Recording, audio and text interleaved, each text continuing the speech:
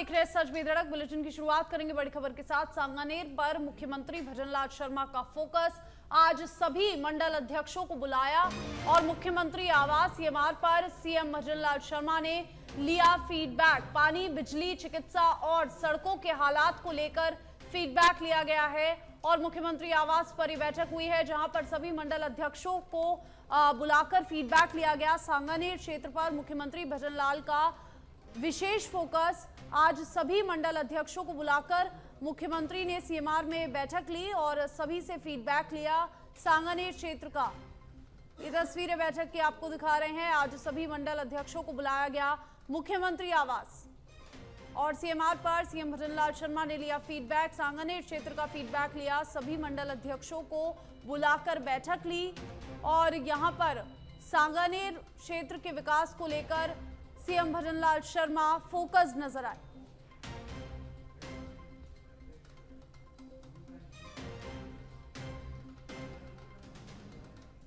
वहीं बीजेपी विधायक कालीचरण सराफ का बयान यूसीसी बीजेपी के मैनिफेस्टो में है। सराफ ने कहा, हम चाहते हैं जल्द लागू हो। मैंने सदन में सरकार की तरफ से मांग रखी थी और मंत्री जी ने जल्द लागू होने का आश्वासन दिया था। और बीजेपी के वरिष्ठ नेता कालीचरण सराफ ने यह मुद्दा उठाया। यूसीसी का अब राजस्थान में होगा यूसीसी लागू, ये सवाल बड़ा है। भजनलाल सरकार का क्या प्लान है यूसीसी को लेकर? मैंने सदन में सरकार की तरफ से ये मांग रखी थी और यूसीसी जो है वो बीजेपी के मैनिफेस्टो में था। मंत्री जी ने जल्द लागू होने का आश्वासन भी दिया था। सराफ ने यूसीसी को लेकर यह बड़ा बयान दिया है और ऐसे में यूसीसी को लेकर बड़ा मुद्दा उठा दिया है कि शायद अब राजस्थान में भी यूसीसी को लागू करने का सोच सकती है सरकार।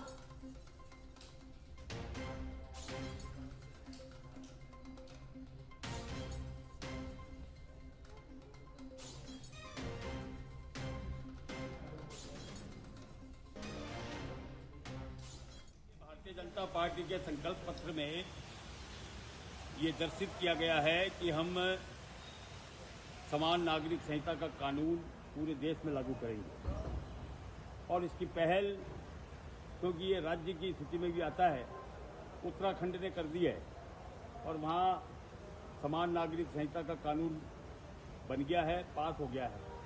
इसी तर्ज पर मैंने ये पूछा था कि राजस्थान में भी क्या इसको लागू करने की सरकार की मंशा है, तो मुझे खुशी है कि सरकार ने कहा कि हमारी मंशा है और निश्चित रूप से सब पहलुओं पे विचार करके, सबसे बातचीत करके और इस बिल को हम जल्दी से जल्दी लाएं। नियुक्त प्रदेश अध्यक्ष मदन राठौड़ का पदभार ग्रहण कल सुबह 11:15 पर बीजेपी मुख्यालय में करेंगे पदभार ग्रहण और बीजेपी प्रदेश कार्यालय पर तैयारियां शुरू हो चुकी है। मुख्यमंत्री भजनलाल शर्मा सहित कई मंत्री, संगठन के पदाधिकारी भाग लेने वाले हैं और बीजेपी प्रदेश अध्यक्ष, नवनियुक्त प्रदेश अध्यक्ष मदन राठौड़ का पदभार ग्रहण कल बीजेपी प्रदेशाध्यक्ष पद की शपथ लेंगे और बीजेपी कार्यालय में ये कल कार्यक्रम है, पदभार ग्रहण समारोह है नवनियुक्त प्रदेश अध्यक्ष मदन राठौड़ का और सुबह 11:15 पर कल प्रदेश अध्यक्ष पद की शपथ लेंगे मदन राठौड़ और सीएम भजनलाल शर्मा करेंगे कार्यकर्ताओं को संबोधित। बीजेपी प्रदेश कार्यालय पर तैयारियां शुरू हो चुकी है। कल सीएम भजनलाल शर्मा सहित तमाम मंत्री और कई पदाधिकारी मौजूद रहेंगे।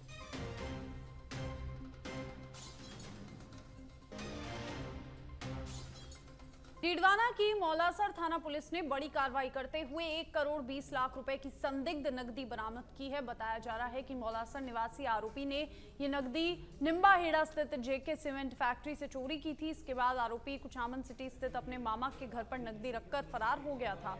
मौलासर पुलिस ने सूचना के आधार पर कार्रवाई करते हुए नकदी से भरा बैग बरामद कर लिया। आपको बता दें कि जेके सीमेंट फैक्ट्री से 12,50,000 रुपए की चोरी हुई थी और रिपोर्ट निम्बाहेड़ा पुलिस थाने में दर्ज हुई थी।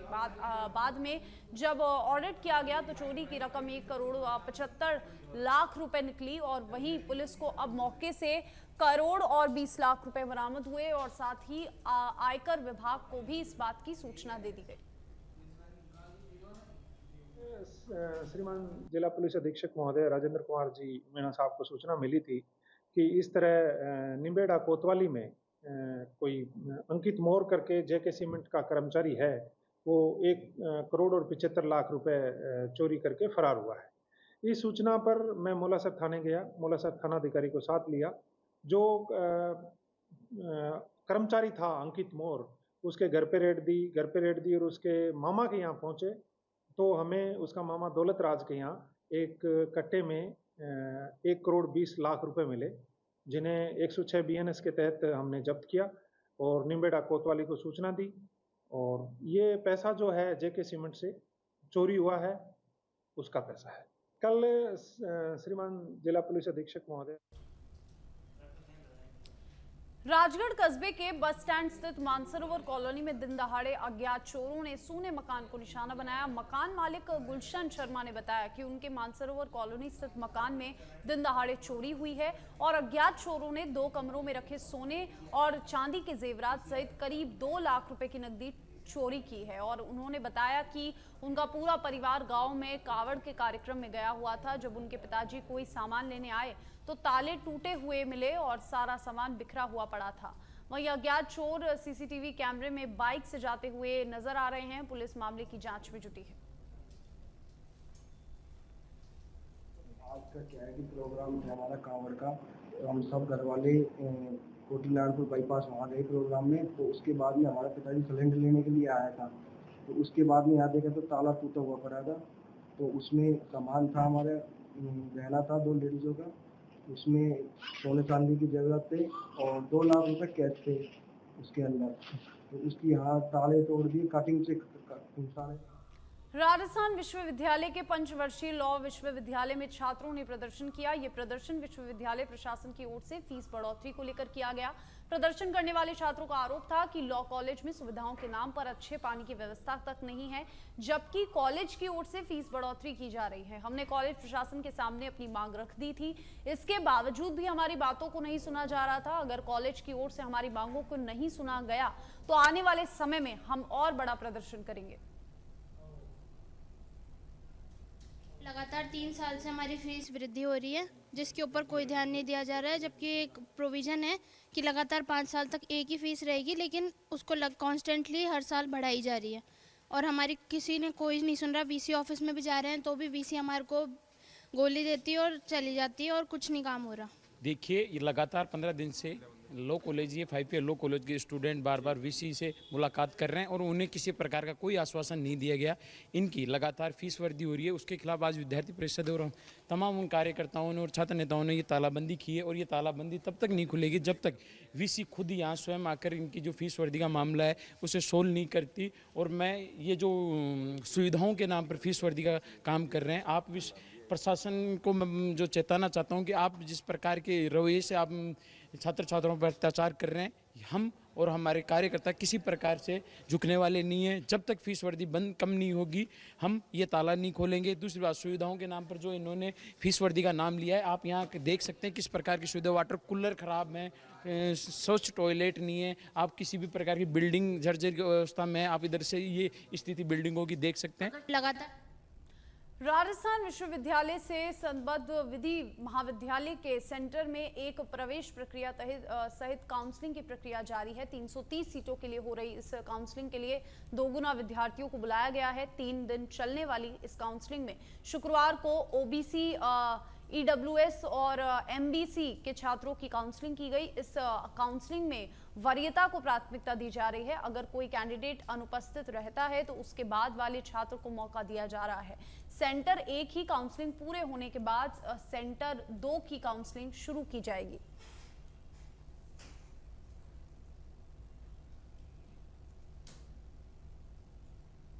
पर बांसवाड़ा से है, कच्चे घर में शॉर्ट सर्किट से लगी आग, घर में रखा हजारों रुपए का सामान जलकर हुआ राख। और घाटोल थाना क्षेत्र के पड़ोली राठौड़ गांव का ये मामला बताया जा रहा है, जहां पर कच्चे घर में आग लगी और घर में रखा हुआ हजारों का सामान जलकर राख हुआ। और आग लगने का कारण शॉर्ट सर्किट बताया जा रहा है। घाटोल थाना क्षेत्र के पड़ोली राठौड़ गांव का ये मामला बताया जा रहा है, जहां पर कच्चे घर में आग लगी, शॉर्ट सर्किट से आग लगी और फिर आग की चपेट में घर में रखा सामान जलकर राख हो गया।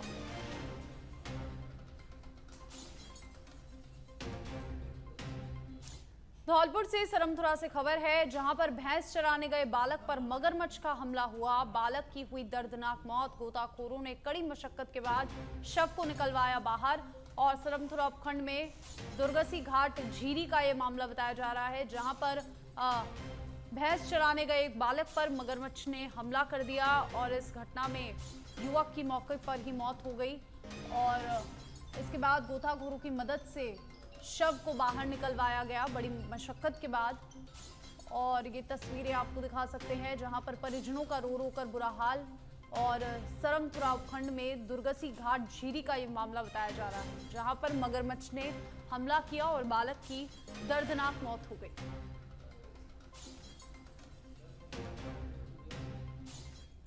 बारां जिला कलेक्टर रोहिताक्ष सिंह तोमर मानसून की बारिश को देखते हुए जिले में लगातार निरीक्षण कर रहे हैं। उन्होंने पार्वती नदी क्षेत्र के हनोतिया गांव, जो भारी बारिश के दौरान टापू बन जाते हैं, वहां आपदा के समय राहत की आवश्यक व्यवस्थाओं के बारे में मौके पर जाकर जायजा लिया।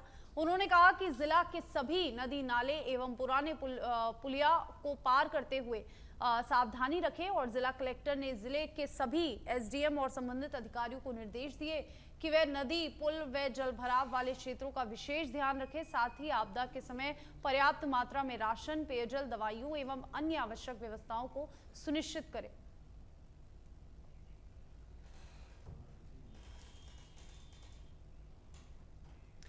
और अब खबर चित्तौड़गढ़ से है, जहां पर डोडा चूरा तस्करी में 2 साल से फरार 10,000 रुपए के इनामी बदमाश को कपासन पुलिस ने बाड़मेर से गिरफ्तार किया है। 2 वर्ष पूर्व आकोला थाना पुलिस ने पिकअप वाहन से 867 किलो अवैध डोडा चूरा, 1 देसी कट्टा और 7 कारतूस जब्त किए थे। वहीं आरोपी मौका देखकर फरार हो गया था, जिस पर जिला पुलिस अधीक्षक द्वारा 10,000 के इनाम की घोषणा की गई थी। इसी बीच फरार आरोपी की सूचना पर कपासन पुलिस टीम ने बाड़मेर पहुंचकर आरोपी धन्ना राम को गिरफ्तार कर न्यायालय में पेश किया, जहां से उसे पुलिस रिमांड पर सौंपा गया।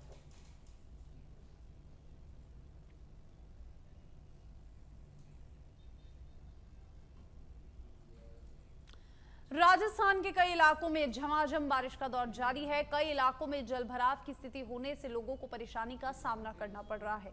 राजस्थान के 10 शहर की अलग अलग तस्वीरें से अंदाजा आप लगा सकते हैं कि इस बार मूसलाधार बारिश राहत के साथ आफत बनकर बरस रही है।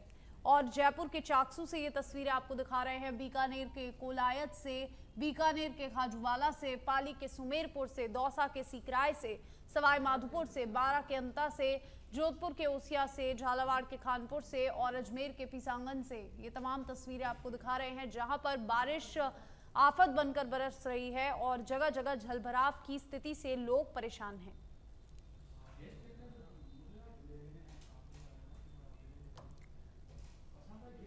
श्रीगंगानगर के गजसिंहपुरा से खबर है, नशे से युवक की मौत पर आमजन में भारी रोष। एक युद्ध नशे के विरुद्ध अभियान का किया आगाज और नशे के खिलाफ सड़कों पर उतरे आमजन। गजसिंहपुर में निकाली गई जन आक्रोश रैली और आक्रोशित लोगों ने थाने में सौंपा ज्ञापन और एक युद्ध नशे के विरुद्ध अभियान का आगाज किया, क्योंकि इलाके में नशे के चलते एक युवक की मौत हो गई और यहां पर लोग सड़कों पर उतरे और एक युद्ध नशे के विरुद्ध अभियान की शुरुआत की। लोगों ने रैली निकाली और साथ ही प्रशासन को ज्ञापन भी सौंपा।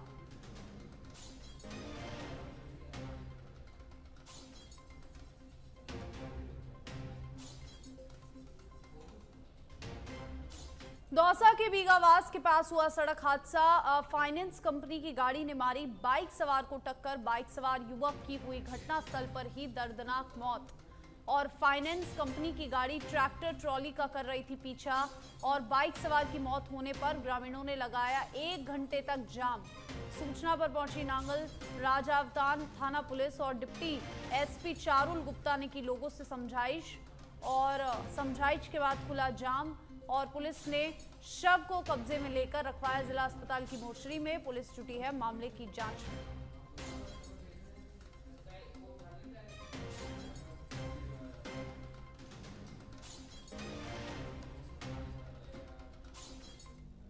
भरतपुर से बड़ी खबर है, महाराजा सूरजमल ब्रिज विश्वविद्यालय में एबीवीपी छात्रों का प्रदर्शन। विश्वविद्यालय के कुलपति के खिलाफ किया प्रदर्शन के दौरान पुलिस और छात्रों में झड़प। और विश्वविद्यालय में भ्रष्टाचार की जांच और कुलपति को हटाने की मांग को लेकर प्रदर्शन। छात्रों और पुलिस के बीच हुई जमकर झड़प और धक्का मुक्की हुई। प्रदर्शन के दौरान वीसी के कमरे तक पहुंचे छात्र और पुलिस ने करीब 15 छात्रों को लिया हिरासत में। जयपुर में होने वाले दीक्षांत समारोह का छात्र कर रहे हैं विरोध।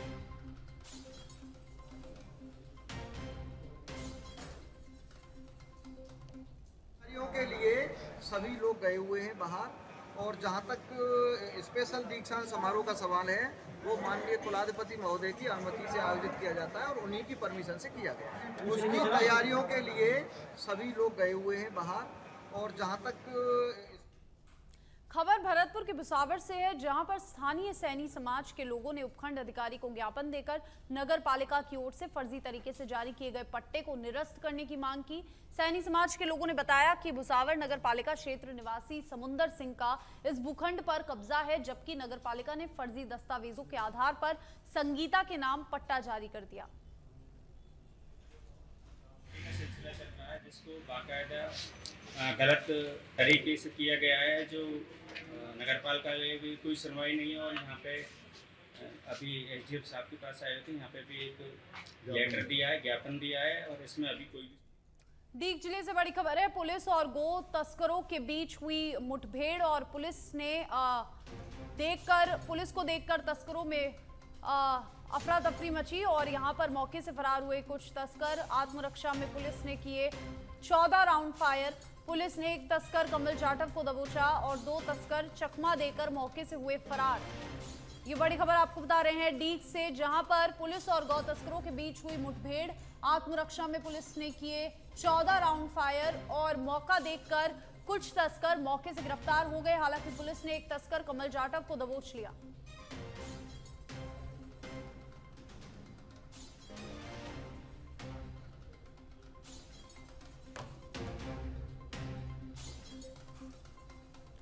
डीग जिले के कामा से खबर है, शादी करवाने के नाम पर हुई ठगी का मामला। विधायक नौक्षम चौधरी ने विधानसभा में उठाया मुद्दा।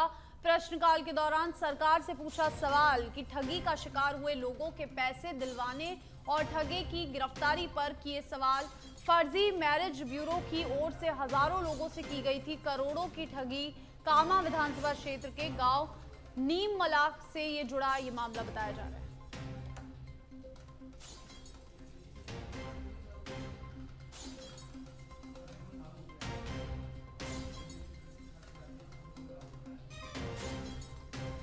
और देखिए डीग के कामा से खबर, विधायक नौक्षम ने ये विधानसभा में मुद्दा उठाया। शादी करवाने के नाम पर हुई ठगी का मामला विधानसभा में गूंजा। कामा विधानसभा क्षेत्र के गांव नीमला से जुड़ा मामला।